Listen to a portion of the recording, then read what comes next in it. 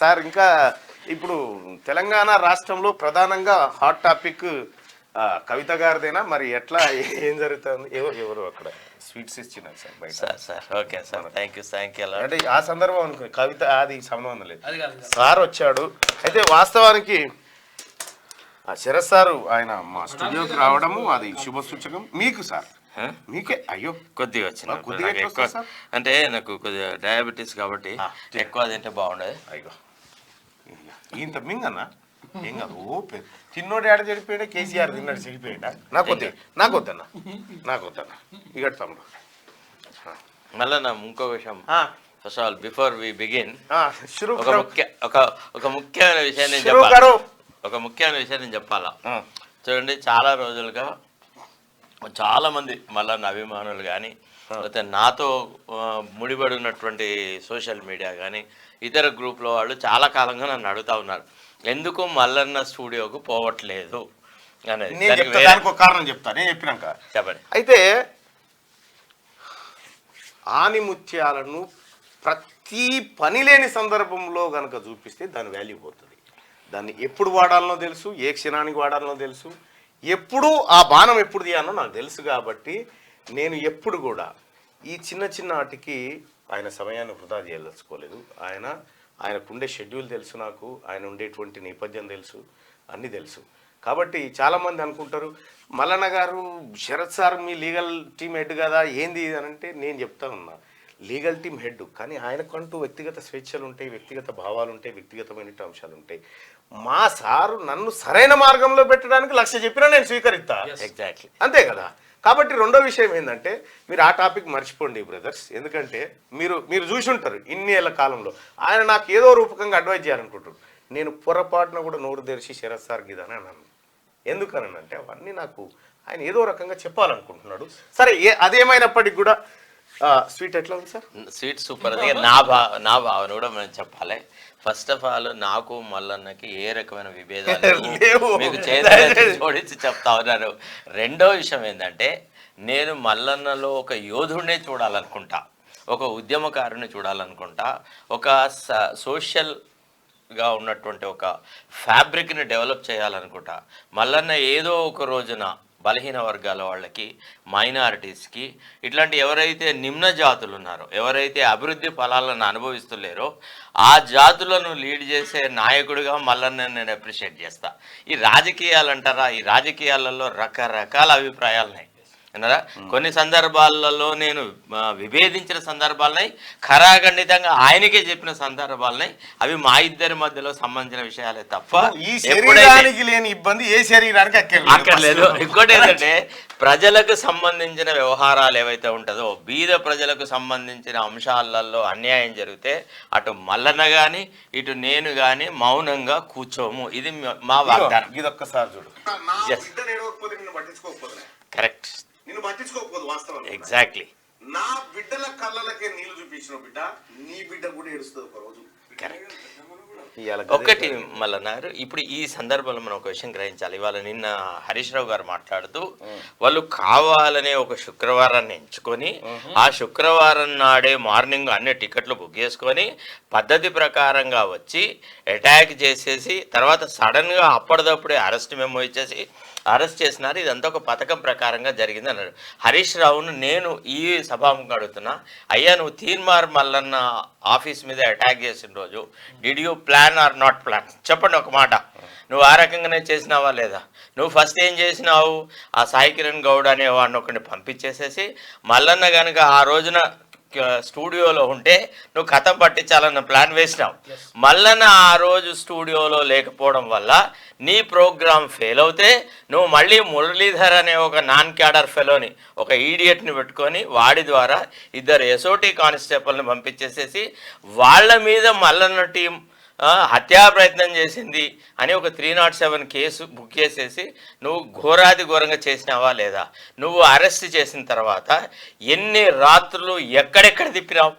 మల్లన్న భార్య చిన్న పిల్లల్ని పట్టుకొని ఒక పోలీస్ స్టేషన్ నుంచి ఇంకో పోలీస్ స్టేషన్, ఒక పోలీస్ స్టేషన్ నుంచి ఒక పోలీస్ స్టేషన్, మల్లన్న ఎక్కడ ఉన్నాడో ఆయన జాడ కూడా చెప్పకుండా ఆమెను నానా యాతనలు పెట్టినాడు. నీలో ఈ మానవత్వం ఎక్కడ తెచ్చింది, నీ రాజకీయ నీతిజ్ఞత ఎక్కడ తెచ్చింది? ఇవాళ నువ్వు అడిగే ప్రశ్నకు నీ గత చరిత్రే కారణం, నువ్వు గతంలో బిహేవ్ చేసిందే కారణం. అందుకే ఆనాడు నేను ఎప్పుడైతే ఆర్గ్యూ చేసినానో, బెయిల్ ఆర్గ్యూ చేసినప్పుడు నేను జడ్జి గారికి చెప్పిన, సార్ అందరి ఆలోచన వేరు, అందరి అనుభవం వేరు, నా అనుభవం వేరు. ఎందుకంటే ఈ ఎస్ఓటి తర్వాత ఈ డివిజన్స్ అన్నిటిని నేను డీల్ చేసిన యాజ్ అ స్పెషల్ గవర్నమెంట్ పీడర్. ఒక్కొక్కడు ఒక పెద్ద పులిలా ఉంటాడు సార్. మల్లన్న ఆఫీస్ కాదు కదా, మొత్తం ఇంకో 50 మంది వచ్చినా కానీ ఆపగలిగే శరీర దారుఢ్యం ఉంటుంది, వాళ్ళ ట్రైనింగ్ అట్లాంటిది. వాళ్ళ మీద మల్లన్న టీం అటాక్ చేసినారు అంటే ఒక కుందేలు పెద్ద పుల్ని బెదిరించినట్టు ఉంటా సార్ అన్న. అంటే ఆయన గుల్లున నవ్వినాడు. నవ్వి ఎంత డ్రామాటిక్గా ఎక్స్ప్లెయిన్ చేస్తున్నారు సార్ అన్నాడు. అంటే నేను అనేది ఏమంటే, నీవు చెప్పిన విద్యయే నీరజాక్ష, దొరలు అధికారానికి పనికిరారు, మీరు కేవలం దౌర్జన్యానికే పనికొస్తారు, మీరు పేద ప్రజలను దోపిడీ చేయడానికి పనికొస్తారు తప్ప మీలో నాయకత్వపు లక్షణం ఉండదు, మీలో పేద ప్రజల పట్ల అభిమానం ఉండదు. ఇవాళ చూడండి, నిజంగా ఐ డూ అగ్రీ, కొంతవరకు కవితను అరెస్ట్ చేసిన విధానంలో కూడా ఈడీ చాలా చాలా పొరపాట్లు చేసింది. ఒక పక్క సుప్రీంకోర్టుకి చెప్పింది ఏమని, we're not going to take any coercive steps అన్నారు. అది వైడ్లీ రిపోర్ట్ అయింది. అంటే జనరల్గా ఎట్లుంటుందంటే లీగల్ ప్రాసెస్లో ఒకసారి ఒక కేసు ఈరోజు ఒక ఆర్గ్యుమెంట్ వరకు వచ్చింది, ఒక దశ వరకు కొన్ని వాదనలు జరిగినాక కొన్ని ఎసిడెన్స్లు ఇస్తాం, ఏమని మేము అరెస్ట్ చెయ్యము అని అన్న తర్వాత మళ్ళీ పదే పదే నువ్వు అరెస్ట్ చేస్తావా అని కవిత తరఫున అడగాల్సిన అవసరం ఉండదు. విన్నారా? కాబట్టి ఏ మాట అయితే నువ్వు శాంక్టిఫైడ్గా సుప్రీంకోర్టుకి చెప్పినావో ఆ మాట నిన్ను బైండ్ చేస్తాయి. నువ్వు తప్పకుండా ఆ అంశాన్ని పాటించాల్సింది. ఒకవేళ ఇప్పుడు మీరు ED angle, supreme court angle, arrest విధానం అంతే, అదే ఇది చెప్పారు కదా. అవును, నేను ఇంకో యాంగిల్ ఉంటుంది దీంట్లో. ఆమె జల్దీ రావాలి కదా, మరి ఆమె జల్దీ బయటపడాలి.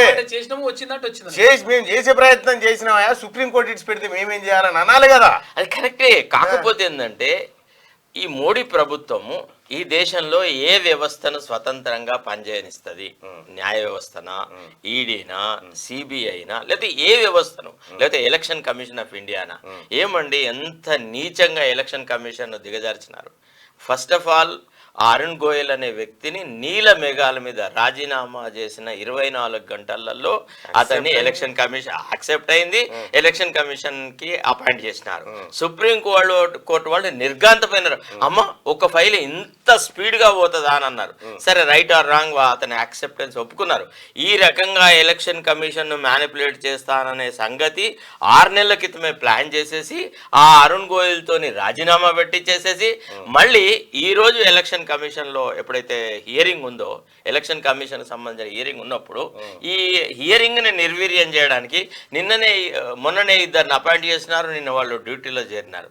ఇది ఏంది అంటే ఒక రకంగా ఈ మోడీ పరిపాలన అనేది ప్రజాస్వామ్యం యొక్క ఉనికినే ఛాలెంజ్ చేస్తుంది.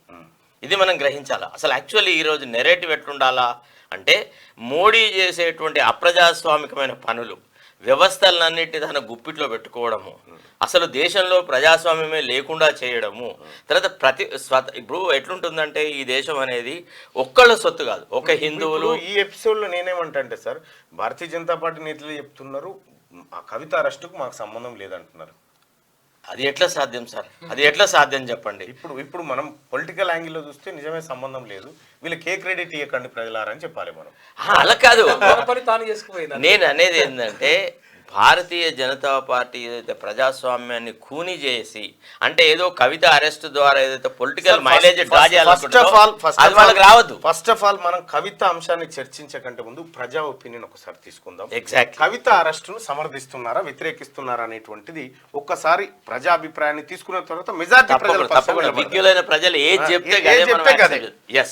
చెప్తే గదే. ఒకసారి మీరు కూడా మీ అభిప్రాయం చెప్పండి. కల్వకుంట్ల కవిత అరెస్టును సమర్థిస్తున్నారా, వ్యతిరేకిస్తున్నారా?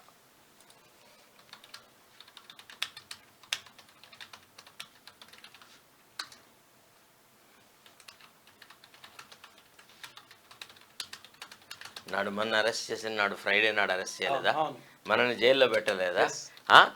మొదట అరెస్ట్ చేసిన ఉగాది కంటే ముందు రోజు arrest అది కాదు, ఉగాది పండగ నాడు తీసుకొని పోయి ఆ మేడము పూజలలో ఉంటే ఆమె కాయిదాలు సరిగా చూడకుండా రిమాండ్ చేస్తే ఆ రిమాండ్ని మేము ఛాలెంజ్ చేస్తే నానా యాతలు పెట్టరు. అసలు బయటికే రావద్దన్న ఉద్దేశంతో మొట్టమొదటి అరెస్ట్ చేసిన కేసులోనేమో రిమాండ్ చూపెట్టకుండా రెండోసారి బుక్ చేసిన కేసులలో రిమాండ్ చూపెట్టేసేసి వాళ్ళు ఆడిన యాగి, వాళ్ళు ఆడిన నాటకం.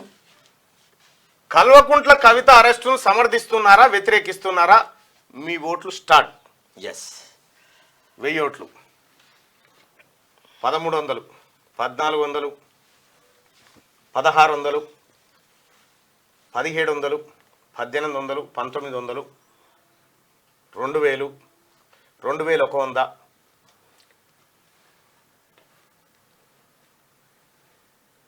2400, 2500. ఒక నిమిషం రిజల్ట్ చూద్దాం. 2600, ఒక్క మెతుకు బట్టి చూద్దాం. ఎక్కడ చూసినా గంతే ఉంటుంది. 2900, అసలు స్పీడ్ వస్తుంది. 3200, ఎంత అభిమానం ఉందో చూడండి. 3400, 3500, 3600, 3700, 1 మినిట్ కానీ 4000 దాకా వస్తుంది. 3800. ఒక 4000 మంది ఒక నిమిషంలో ఒపీనియన్ అభిప్రాయాన్ని చెప్పారు. కరెక్ట్. ఒక 4000 మంది ఒపీనియన్ కలెక్ట్ చేయడం అంటే ఇది పెద్ద రిస్క్. కరెక్ట్.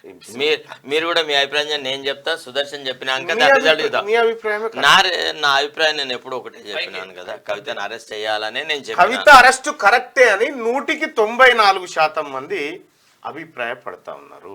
అయితే ఇవాళ నేను ఒక మాట చెప్పదలుచుకున్నా. ఇక ప్రజాభిప్రాయం చూసిన తర్వాత టీఆర్ఎస్ పార్టీ నాయకులు, కార్యకర్తలు ఇవాళ హరీష్ రావు ఏదో పిలుపునిచ్చినట్టు కదా, ఏమని నిరసన కార్యక్రమాలు చేయాలంటే, అంటే కవితను ఏ కేసులో అరెస్ట్ చేసిరు అనేది ఫస్ట్ ఇంపార్టెంట్. ఫస్ట్ ఏ కేసులో అరెస్ట్ చేసినారు, కవిత 2014లో ఎక్కడుండే, నిన్న రాజ్ భవన్ కూడా తలదన్నేటువంటి భవంతిలో ఆమెను బయటికి తీసుకొని వెళ్ళారు. ఆమెను ఏదో ఒక కలుగులోంచి తీసిన ఎలుక కాదు ఆమె, వినవా? పెద్ద పుళ్ళు, సింహాలు గూళ్ళలో దాక్కున్న అడవి పందులను గుంజి తీసుకొచ్చినట్టు తీసుకురాలేదు, ఒక రాజ మహల్ నుంచి తీసుకొచ్చినారు.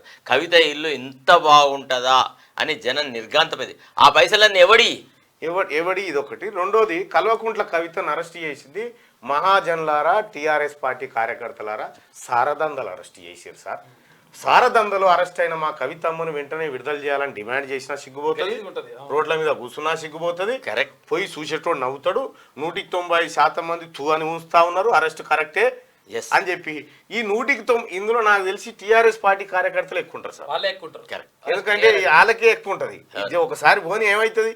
అంతేకాదు, ఇంకొకటి ఏంటంటే నేను టీఆర్ఎస్ కార్యకర్తలు చెప్పేది, 90%, 80% ఆఫ్ కార్యకర్తలకి ఈ కేసీఆర్ కుటుంబం చేసిన అవినీతితో సంబంధం లేదు. వాళ్ళు ఏ రకంగా కూడా బాగుపడలేదు. తెలంగాణ ఉద్యమం స్థాపించి 14 సంవత్సరాలు కొట్లాడిన తెలంగాణ ప్రయోజనాలు ఒకే ఒక కుటుంబానికి చెందినాయి. ఇవాళ గ్రామీణ ప్రాంతాలలో ఎవడి లైఫ్ బాగుపడలేదు. కార్యకర్తలను ఒక పక్క తన పార్టీ కార్యకర్తలను ఉంచుకొని వేరే పార్టీ కార్యకర్తలను బీఆర్ఎస్లోకి తీసుకొని వాళ్ళని అందలాలు ఎక్కిచ్చేసేసి సహజంగా కొట్లాడిన ఉద్యమకారులందరినీ బొందవెచ్చినాడు. కాబట్టి ఈ దశలో మీ అంతరాత్మ ప్రబోధంగా మీరు నటించండి. అవసరం లేదు, కవిత అరెస్ట్ అయితే దేశం ఏం కూలిపోదు, ఆకాశం కింద పడదు.